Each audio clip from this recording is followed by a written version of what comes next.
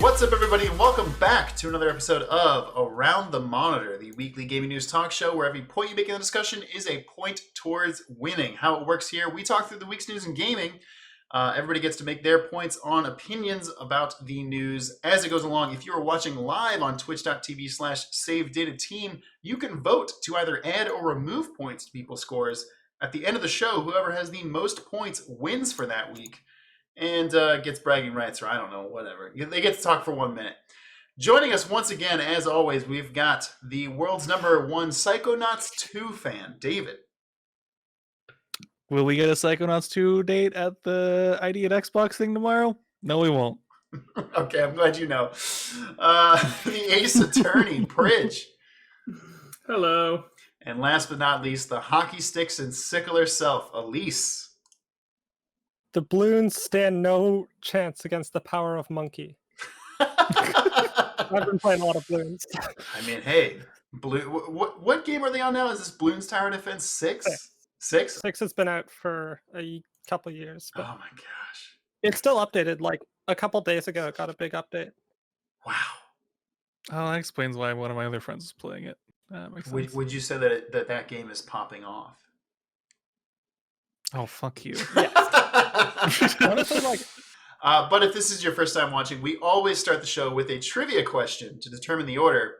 And this week's trivia question is, we got some news this week about a new mobile game made by Niantic for Nintendo using the beloved Nintendo IP, Pikmin. My question to you all is, as of December 2020, which does exclude the new re-release of Pikmin 3 on the Nintendo Switch, how many copies has that entire franchise sold? It only includes 3 games. Yeah, I was going to say the entire franchise is just Pikmin 3 games, right? Yeah. Pikmin 1 was on GameCube, right? Correct. And then 2 was 1 and on... 2. I think 2. 2 might have 2 been was also Wii. on GameCube. 2 might have been Wii. I know Pikmin 3 was Wii U. Pikmin 2 I was was- still GameCube. I was one of the few people who bought that game. Okay.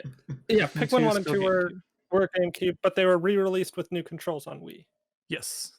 Okay, that makes sense. Yeah. So those would also factor in. I'm just gonna But I say don't think I'm just gonna say 5 million. 5 million. I'm gonna give it 7 million. 7 million. 10 10 million? million. Not like 10 million. Fair. Wow. This is amazing. The correct answer is 7.49 million. Ooh. Oh, I almost said 7.5, which would have created a perfect tie, but it is factually 7.49. That does mean the correct order will be Elise, followed by Pritch, followed by David. Topics for the show. We have 6 Days in Fallujah. The hits start coming, and they don't stop coming for this game. It looks like a PR nightmare, and it is a PR nightmare. With some more details on that game. What is GameStop's plan for the future? They just had an investment call this week. They talked about some things. Also, Reggie Fils-Aimé is leaving their board of directors. What does this mean for the company? Niantic, as I said before, is going to be making a Pikmin AR game for phones. Ready to turn the ship around, folks. Google Stadia is now going to be adding touch control support so you can actually play the games on phones and iPads, I guess. The internet's favorite video game developer, Ikumi Nakamura, is announcing her own video game studio this week. The shitty bad game Super-Seducer 3 has been banned from releasing on Steam. Listen, folks, as the world's #1 Fortnite stan, you know I love this game. Can't get enough of it. The next character, the next skin being released is apparently Dwayne "The Rock" Johnson. Not him playing a character, literally him as a Fortnite skin in the game. This game can't get any better. The rumored Switch Pro is apparently going to have some pretty decent specs, including being able to play in 4K when docked. It looks like Discord might be sold to Microsoft for $10 billion. Sony is going to shut down the PlayStation 3, PSP, and Vita stores later this year. And last but not least, Marvel's Avengers sees a five times player increase with the release of the new hero Hawkeye, which, according to this article from Forbes, moves the game's number from abysmally bad to still pretty bad. Elise, you were up first. What would you like to talk about for the first topic of the show? So continuing the Around the Monitor tradition of not talking about the headline news, we're going to be talking about the PlayStation 3, Vita, and portable stores being closed very soon. Absolutely. Please So tell us about this. This news came out about 3 days ago. In a couple months, in July, that is, the online stores for the PlayStation 3, Vita, and portable, so everything from PlayStation before the PS4, are being closed. July 2nd, specifically. Yes. And this is going to be my chance to talk about my favorite topic, which is y'all, crack your Vitas, crack your PlayStation Portable, crack your PS3s. Hide your children, hide your wives. Sony can't do anything about it. You can download all these games for free off the internet and put them on, and it is your moral obligation to do this for the purpose of game preservation. It is your moral obligation. Don't mind that you're saving a bunch of money on free games. That's not the important part, right? The important part is that you're doing the moral good thing by saving games from being lost to time. That's the main but actually, like, yes, piracy, the like black market of video games, or I guess it's not really market, the black the black internet, I don't know what to call it. Yeah. Of video games is super important for game preservation, because video game companies are huge like companies that don't care about anything other than making a profit, and old games don't do that for them. So they have absolutely no reason to preserve their old stuff. The only way they're going to do that is, giving us remakes and re-releases of their most successful things, which means everything that isn't like the number 1 through 10 game on a platform. Yeah.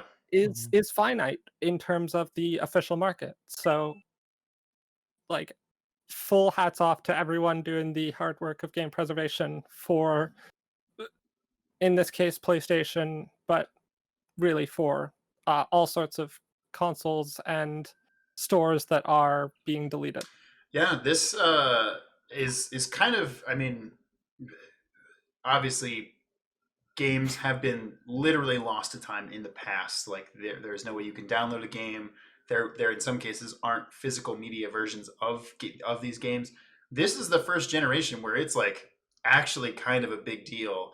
And again, a lot of these games that are going to be lost aren't like these big AAA releases. They're not the big, tentpole title games, but it doesn't make them not important to the history, the fabric of what video games are, what video game development has been. So like this is the first time where it's like, oh shit, like we're going to lose some history here in a major way. And I'd like to believe that Sony's going to do this. They're not. So yes, it does come down to essentially the pirates of video games to save us. Catching up with the points in the chat. The high seas, exactly. The chat, very positive for you on this one, Elise. We've got Sibylla gives you a point for supporting piracy. Dan gives you a point. Game preservation is actually a huge problem. Lost One takes away a point with a bunch of emojis of a person behind bars. Baron does give you a point. Video game preservation is important, and Fallujah as well for Pirate Elise, which, hey, I was thinking in the middle of that, can we get you an eye patch? Because I feel like you could rock the eye patch. Oh, I'm sure I could. Next up, Pridge. What would you like to talk about for your first topic of the show? I would like to talk about Marvel's Avengers. Hey! The topics I wanted. Tell us about those superheroes. So, that very, very successful video game, Marvel's Avengers, that is just tearing up the numbers and making Square Enix so much money. Yeah. Finally released a second character after the game has been out for 6 months. It's probably not a great pace, but that's not really the point. Yeah. Based on what is the point is that based on Steam charts, the release of Hawkeye saw a 4 to 5 times the player base increased 4 to 5 times once Hawkeye was released. Now that might sound pretty impressive until you realize that that's actually just an increase from about 500 daily players to 2,500 daily players. The increase is big. That total number still sucks. Yeah. For context, Warframe and Destiny peak at about 74,000 and 71,000 respectively. Good Lord. Obviously, those have been around a lot longer to establish their player base, but just for reference, that's a good indicator of how not good Avengers is doing, even when it gets 5 times the amount of people. Yeah, yeah. Now, that's just Steam charts, so that's actually only PC players.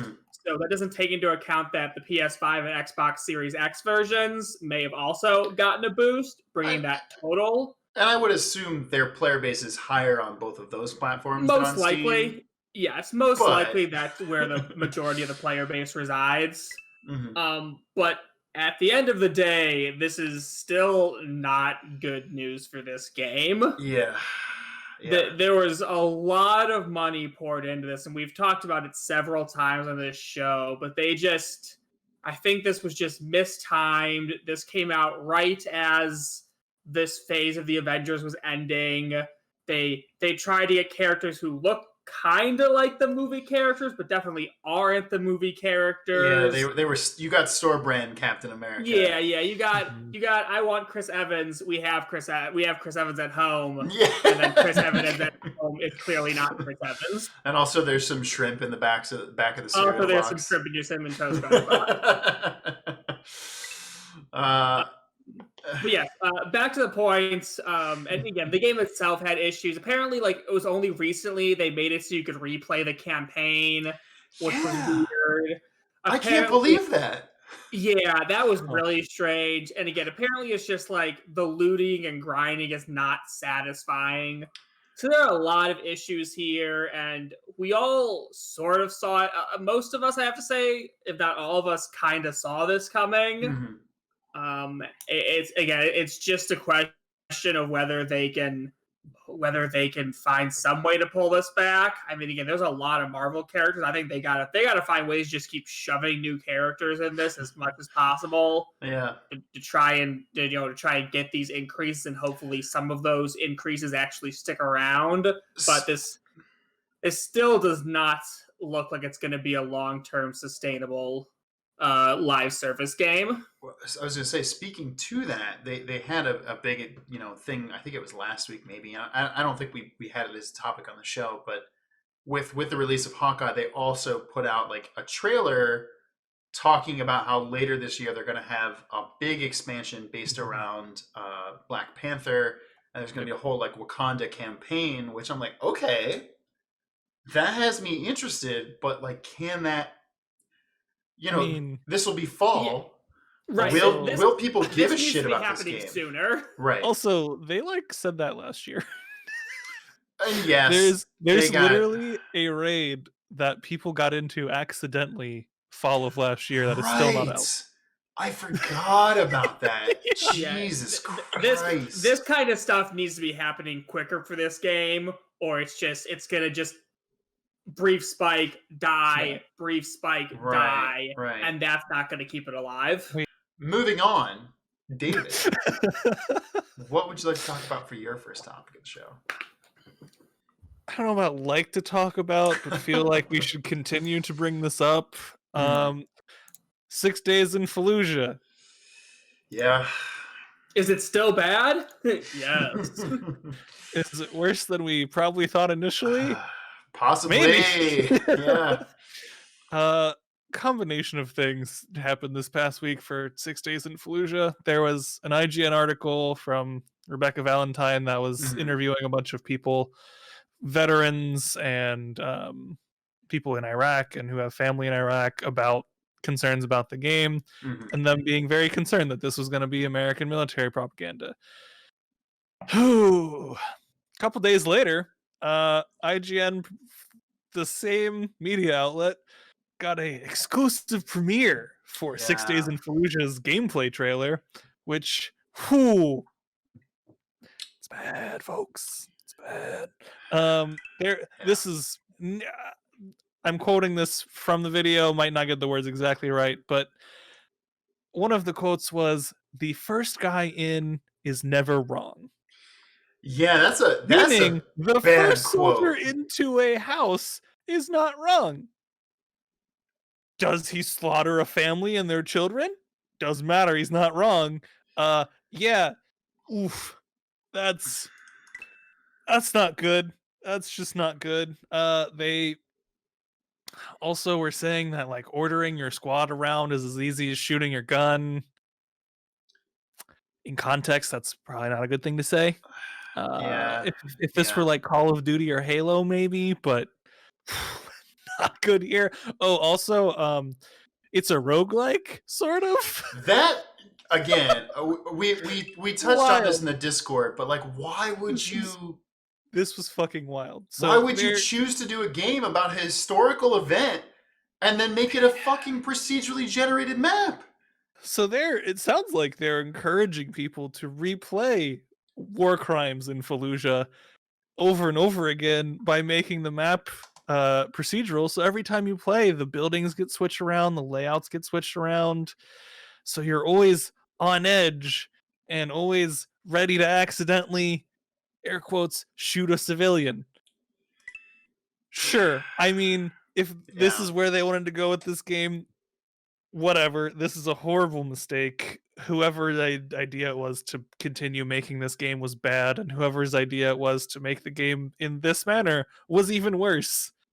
Not a good thing. They're not going to address the white phosphorus stuff. They're not going to address really anything. They even had an interview with an Iraqi guy who they anonymized, so I'm not even convinced they were Iraqi, of like them saying like, oh, my dad wouldn't leave, leaving out the fact that the U.S. military would not allow military-age men to leave the city of Fallujah prior to the Battle of Fallujah. Right. So they just left that part out, how it didn't matter if he wanted to leave.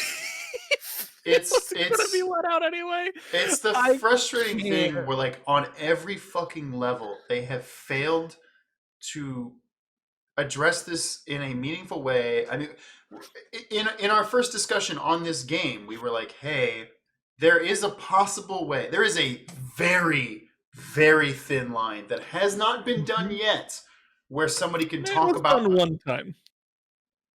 Which time? Spec Ops did like. Well, Spec Ops wasn't a real thing. No, that's true. It was heavily true. It was heavily inspired, but this is literally like it's the thing where like if you're gonna fucking procedurally generate this, then why does it have to be Fallujah? Why does it have to be this thing that is real? It would still probably not turn out great, but like, listen. I see people in the chat, hopefully jokingly, being like, listen, they didn't want to make a political game, and if they put that stuff in, it'd be political. As soon as you put Fallujah on the fucking name of this game, it's political. As soon as you made it happen in real life. On the level. Yeah. Like, as soon as you did that, it was political, regardless of what you say. And I don't know if you were able to watch the IGN interview they had with the lead developer, but like, there were sometimes they held his feet to the fire and were like, yo, dude, like this is not looking good for you guys. And they tried to admit some, like things, but it was very much like, oh no, we're still like we're committed to this vision, and it sucks. And it's such a problem. Like we one of our previous episodes of Around the Monitor was talking about this game, and that was the title, that was the thumbnail for the video. And literally this week, there was 2 comments on that video that were like, this isn't a problem at all. This is just going to be any other first-person shooter. And I'm like, no, it's not. It's not. And I would like to believe you can realize that. You're just choosing not to. And it fucking sucks. It's really frustrating. And like Fallujah is not a like distant conflict. No, that's the reason. It's not like a historical like documentary. This is something that people alive today like recently dealt with. This is something that like or babies are still being dealing born. with. Babies being born in that place are being born with defects because of the depleted uranium, like munitions that were used there. Like this is something that is an active like thing in people's lives there. And there's still soldiers who were there who have PTSD of the things that either they did or witnessed other people do, and as well as civilians, as well as people whose like parents and brothers and sisters and sons are dead because of this battle. Like this is such a fucking stupid idea. It's very frustrating. Catching up with the chat, Dan has a very good joke on this. There's a sequel in the works, 6 think pieces on Polygon, which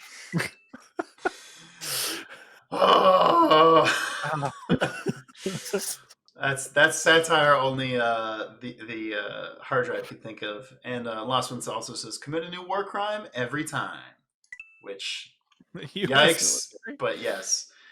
And Joe gives a point to Elise for addressing the lasting impacts people are still dealing with. Yeah, it's so fucking again, it's them refusing to acknowledge the many problems that many people are pointing out about this, and instead being like, oh well, we're just trying to tell a story and blah blah blah. Like, but it's like, no, it's not that simple, and you know it's not. Just acknowledge that, please. But if they do that, they won't get the Polygon or the Pentagon money. Yeah, right. The Polygon money. That's very funny. Elise, you are up next. What would you like to talk about for the first topic of round 2? I'm going to talk about the Super Switch. The Super Switch. Listen, if it was called the Super Switch, I'd be pretty hyped for that. That's what I'm seeing people like call it online, but it's not what it actually is. Nintendo is making a 2021 model of the Nintendo Switch that's using a faster NVIDIA chip. It's like using the next generation of the Tegra, basically. Hooray. This is nothing new. This is basically Nintendo doing a small upgrade, like a new 3DS kind of thing. But the reason they're doing it is because it's cheaper for them. It's cheaper to use the currently developed, like in production Tegra chips that NVIDIA wants to make, instead of basically getting a contract with NVIDIA to keep making the old chips. For NVIDIA, it's the same cost to do one or the other. And bonus, Nintendo gets to sell a slightly better product. The consumers, if they're buying these Switches, get to get a slightly better product that lags a little bit less. And the new thing, the new chip is pretty nice. It's got some deep learning super sampling, which is their marketing term for new rendering technology that basically makes the chip faster. Hooray. That's for those that are not familiar with deep learning. Listen, real talk, David, I think I'm pretty smart on tech. I have no idea what the letters you just said were, so here we are. Which this is, people are calling it a Super Switch. It's gonna run all the same games that the old Switch does. It's gonna be the same thing that just has less frame drops, because that has been an issue with the Switch in the past, especially undocked. Just a little bit, yeah. Just a little bit. I don't think for the time being we're gonna see an actual like Super Switch or a Switch Pro or whatever. I think it's just gonna be use the new chips. Maybe in a couple of years they're gonna do a Switch Pro or whatever. But I think that's not what Nintendo is known for. They're gonna, I guess they did it with the 3DS, but the 3DS was the 3DS, and it had like 50 different versions that were all slightly different in their own way. Yeah. The Switch is already a huge success. I don't think they need to be. They're going to be milking the huge consumer base that loves the product and it makes them a bunch of money from buying a bunch of software with it. And Yeah. making new hardware is not, I think, in the cards. It's the very bizarre thing where just like, how much of a big leap can they make while still not alienating the, what is it now, 70 million people that own Switches? It's a lot, yeah. I'm sure they would love to do like a substantial hardware leap in the middle of the cycle to at least put some range between them and the next gen consoles now, but like realistically what can they do? It's cool that they're going to be able to kind of reach 4K. Probably it's like 2K upscaling, but like I mean, It listen, is. That's basically what DLSS that's what it is. Yeah, okay. I'm It's excited. not It's even like- 2K. It's probably 1080p. Wow. The majority of people that have a Switch don't care that it's not living up to the graphics of the PS5 and the Xbox Series X. And that's They care that it's a exactly. they That's care that exactly it's a where I'm Nintendo at. console that is portable and has good games. Joe also says, although this doesn't seem like a big jump for the Switch, it leads me to think about what is next what the next Nintendo will be. Do you think the actual eventual follow-up will stick to the hybrid form factor? Personally, yes. I think it's worked way too well for them to give it up in only one generation. I agree. 'Cause Everyone loves the Switch. Otherwise, it's how do you detransition to doing a home console and a portable console? Because I don't think they would give up the portability Mhm. market entirely. Because absolutely somebody not. has to be there, and right now, why would they stop? Right. And I Yeah, the think only place you're getting like portable console gaming is Nintendo, unless you're like talking mobile games, but those are their own can of worms. right. RK Fan says the new Nintendo Switch Pro XL 2D Mini featuring Dante from the Devil May Cry series and Knuckles. There's the good joke. 358 days over 2. Exactly. Well, we still don't have David back yet. I assume he will make a return sometime soon. Pridge, what would you like to talk about for your second topic of the show? All right, so I'm actually this is half a meme topic, but there's actually like some actual discussion in here, Okay. an actual point. So I am going to talk about the most anticipated game of all time, Super-Seducer 3. Oh, okay. Tell us about it. So Steam has recently decided that it is not going to allow Super-Seducer 3 to be released on Steam. Their reasoning being that they do not allow games to ship that contain sexually explicit images of real people. Uh-huh. Now, the first thing is memeing, because has anyone ever seen clips of Super-Seducer? Unfortunately, yes.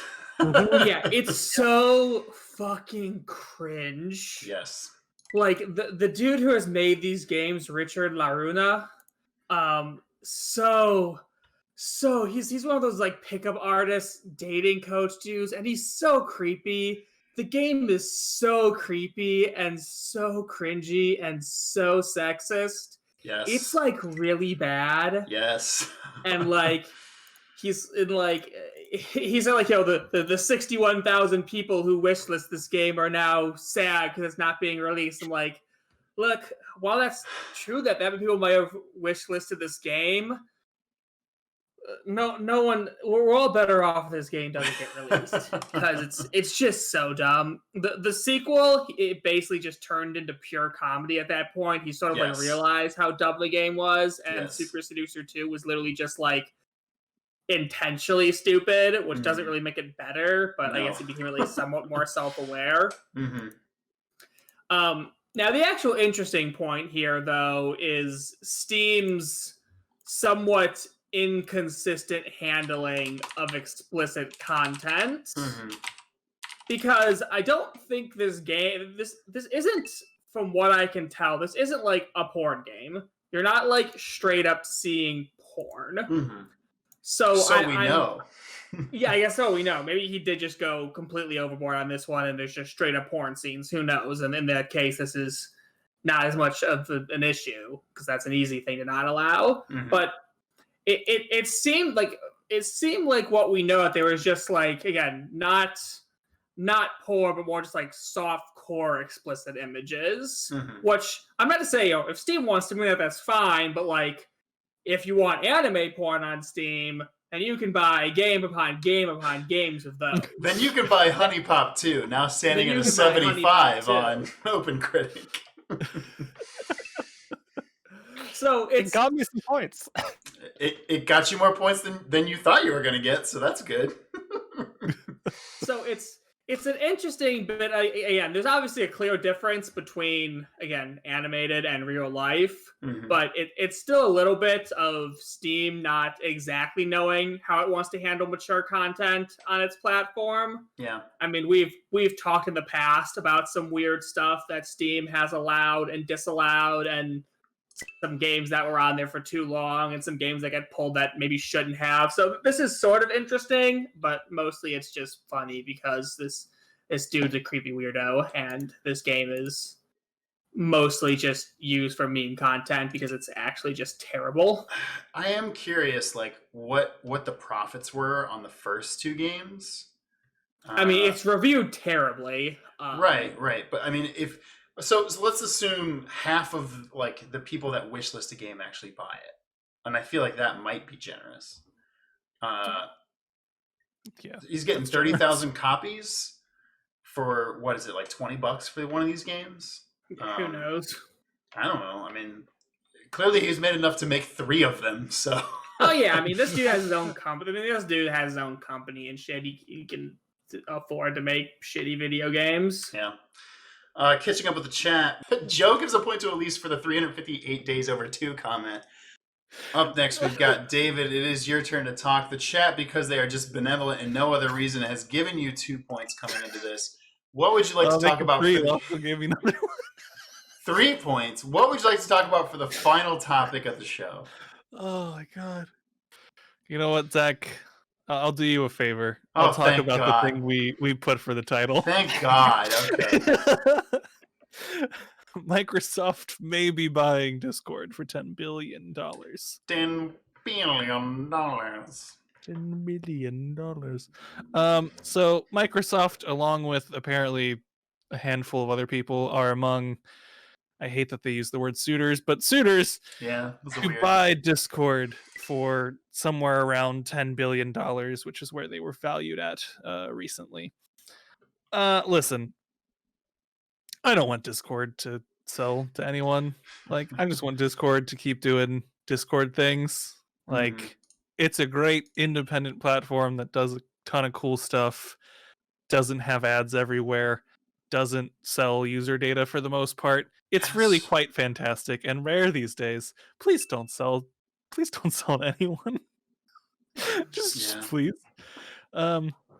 What is probably more likely to happen is they do sell to someone, although maybe not. They went on the market once before and didn't sell, so it's possible that they're going to do the same thing and not sell this time. Potentially, out of the people that would buy Discord, you know what? I'll take Microsoft, because who else is it going to be? Is it going to be Facebook? Is it going to be Sony/PlayStation? Is it going to be Amazon? Is it going to be Google? I don't want any of those. Yeah. Not even a little bit. Not even a smidgen. I don't want to have to log in with my fucking Facebook account to Discord. That'll just murder this app.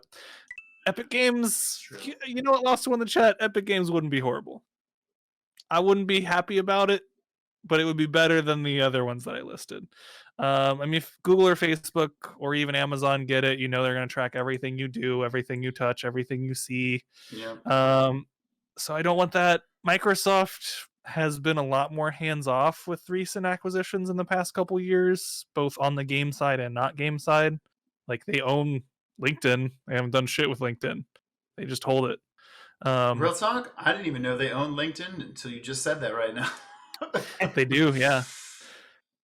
So my hope is if someone buys them, it is Microsoft out of those people, and that they just let Discord do whatever the fuck Discord wants. Do some cool Xbox integrations with Discord so that like just Discord chat runs across your Xbox and your PC to even further merge those two things together. I think there's some cool stuff they could do, and I really would like them to do even if they don't buy Discord. Partner for that stuff. But man, I cannot stress enough how much I do not want anyone to buy Discord. And like they aren't profitable yet, so they probably are going to have to sell. Even though they made like I think the article says their 2020 revenue was around $130 million. Wow, pretty fucking solid right there. And it was 45 million the year before, so I'm sure COVID helped them out quite a bit. But I really think they can be profitable on their own, and that they just keep doing their own thing. Just please. Also, just please don't sell to Facebook. Anyone else? Yeah, Facebook would be the worst. Cross promotion with Game Pass, like you buy a 3 they months do. Of Nitro, you get a couple months of Game Pass, things like that.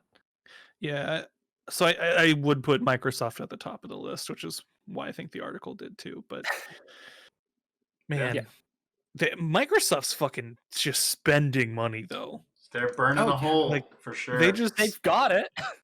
They do. Like they just paid $7.5 billion for like Bethesda. Yeah. Which is wild to me that all Discord, of Bethesda is worth less than Discord. Bethesda, which was making money in the at least multiple millions profit a year, is valued less than Discord, who doesn't make any money. Yeah, freaking wild. Business is a wild thing. Joe in the chat brings up, would you rather buy one Discord or two Star Wars? They cost the same. Yeah, reminder, Disney bought fucking... Disney bought fucking Marvel for $4 billion. And then Star Wars for $4 billion. Or 5 maybe, but like... I mean, at least for Star Wars, like... That was 6 movies basically that you were buying and a universe, but like, it's wild to me that people are selling stuff for more than fucking Star Wars. Like that's insane to me. Sibylla gives you a point for the actual genuine begging you did there. It is genuine, 100%. 100% genuine. And Baron says, how many Bethesdas is Discord again? Like 1.5. But that does mean we are at the end of the show, which shows David and Pridge. It's time to go home and become family men, because this week's winner is the crowd favorite, Elise. Elise, are you ready to give us your minute to win it? Yeah. Take it away. All right, I'm just going to talk about what I've been playing this week, which has been Bloons Tower Defense 6. This game's fucking good, y'all. Like, I'm sure pretty much everyone here played fucking Bloons Tower Defense 4, 5, maybe even 1, 2, 3. Way back when, I remember in like grade 5, in the computers at the back of our portable classroom, playing Bloons Tower Defense 4, like during recess. That was my childhood. Bloons Tower Defense 6 is basically, they turned Bloons into, for one, just the core gameplay is really, really good. It's the best tower defense game you can get, with all sorts of huge like strategic options for buying and selling things, lots of towers, lots of upgrades, amazing. And also like the structural game, like between rounds, it does keep you playing between monkey knowledge, which is basically like your experience, and skill tree, and getting money so that you can buy new heroes and the whole hero system. It works really fucking well, and also the co-op's pretty good if you can get it working. So yeah, you heard it here first. Go play Bloons Tower Defense 6, y'all. Good game. There we go. We've got some radical burns on me in the chat, but we also have making his first appearance on this show, Magnus, Oh, Magnus. the newest member of Save Data Team. He is the sweet baby boy, and I love him very much. Important Such a things. good dog. He is a good boy. Important things to announce. We do have probably 2 video essays. Well, definitely 2 video essays coming in. Elise has to. I see your dog, and I raise a cat. Yes. We've got several video essays coming out in the next week. Hopefully by this Sunday, you'll have a video essay from me on the Stone Tower Temple for Majora's Mask and music theory on that. And then we have a surprise chaos video essay from Chris, who unfortunately was not able to make it to the show tonight because his computer is destroyed. So fingers crossed that video is still able to make it out next week. Send him your energy. David, why don't you tell us about tomorrow? What about tomorrow? No, I'm kidding. Damn it.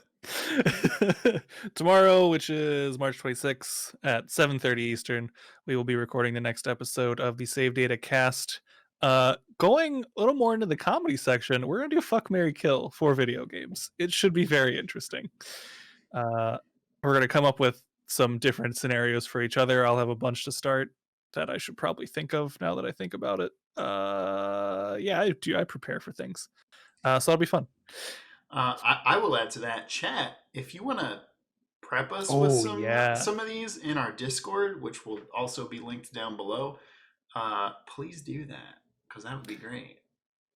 All right, well, I will add again to check out our Phoenix Wright Ace Attorney with an Actual Lawyer series, starring myself, Pridge, and Wes, another member of the Save Data team, I guess. The show is going incredibly well. It is a great following and a great fandom, so thank you everybody who tunes in for that.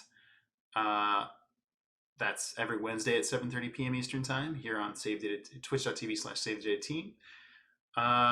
And correct me if I'm wrong, I think that's it. I mean, check out the extended Save Data Team universe. That's Subpixel at subpixelfilms.com. That goes to their YouTube channel.